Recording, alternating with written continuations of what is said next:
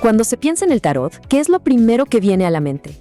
Seguramente una baraja de cartas envuelta en misterio, una llave a secretos antiguos. Pero la historia real del tarot es, de hecho, mucho más extraña y fascinante que cualquier mito. Su viaje no comienza en un templo egipcio, sino en una mesa de juegos de la Italia renacentista. Esta imagen, la del loco, representa a la perfección la idea popular del tarot. Una herramienta para la adivinación, llena de simbolismo esotérico y un poder casi mágico para revelar el futuro. Es el tarot que la mayoría de la gente conoce hoy. Pero, a ver, ¿qué pasaría si todo lo que se cree saber sobre sus orígenes estuviera equivocado? Esa es justo la pregunta que vamos a explorar. Porque la historia documentada nos cuenta un relato completamente diferente, uno que cambia por completo la percepción que tenemos de estas cartas. Ok, vamos a sumergirnos en esto. Primero, hay que abordar los mitos populares, esas historias tan románticas que han definido al tarot durante siglos.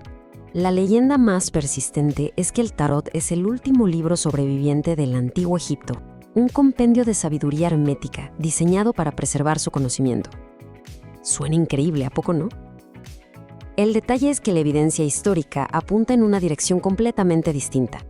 Ahora viajemos al norte de Italia, en el siglo XV.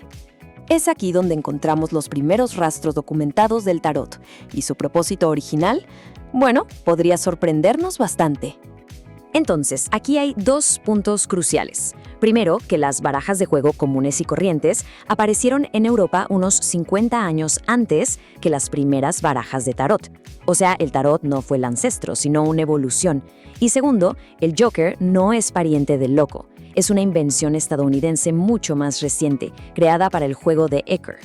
¿Y de dónde vinieron esas primeras cartas de juego? Pues la evidencia apunta al sultanato mameluco de Egipto.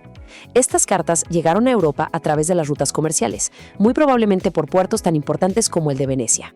Lo fascinante aquí es cómo se adaptaron los palos. Las espadas, copas y monedas se mantuvieron, pero los bastones de polo mamelucos se convirtieron en bastos. ¿La razón? Muy simple. El polo era un juego prácticamente desconocido en la Europa de la época. Esto ilustra a la perfección la adaptación cultural que ocurrió. Así que, esta es la cronología. Primero, las cartas de juego comunes se extienden por Europa a finales del siglo XIV. Luego, a principios del XV, en Italia, a alguien se le ocurre una idea: agregar un quinto palo de 22 cartas especiales, o triunfos, a la baraja que ya existía. Así, tal cual, nació el tarot. Y el propósito de esta nueva baraja no era adivinar el futuro. Para nada. Fue creada para jugar un juego de cartas llamado tarocchi, algo parecido al bridge. Eran artículos de lujo, pintados a mano para familias ricas como los Visconti de Milán, diseñados puramente para el entretenimiento. Pasaron más de 300 años y el tarot era solo un juego. ¿Cómo se transformó en la herramienta mística que conocemos hoy? Para entender eso, debemos viajar a Francia, a finales del siglo XVIII. En este periodo, Europa estaba fascinada con el antiguo Egipto, visto como la cuna de toda la sabiduría mística. Este fervor cultural, combinado con un resurgimiento del interés por el esoterismo, creó el ambiente perfecto para la reinvención del tarot. Y aquí entra en escena una figura clave: Antoine Quart de Gebelin.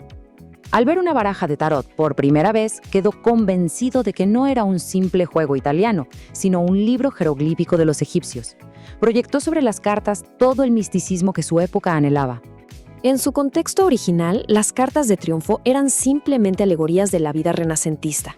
Por ejemplo, una carta como la muerte no era un presagio oscuro, sino un recordatorio de la mortalidad, un tema muy común en el arte de la época y, además, parte de la jerarquía del juego. Pero Quart de Gebelin y sus sucesores vieron algo más profundo. Tomemos, por ejemplo, la carta del colgado.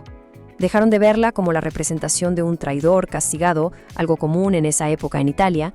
En su lugar, la reinterpretaron como un símbolo de la virtud de la prudencia o de la iniciación espiritual.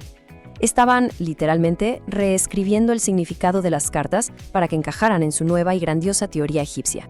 La idea del tarot como herramienta mística se afianzó, pero fue en la Inglaterra del siglo XIX, donde la baraja que la mayoría de la gente reconoce hoy tomaría su forma definitiva.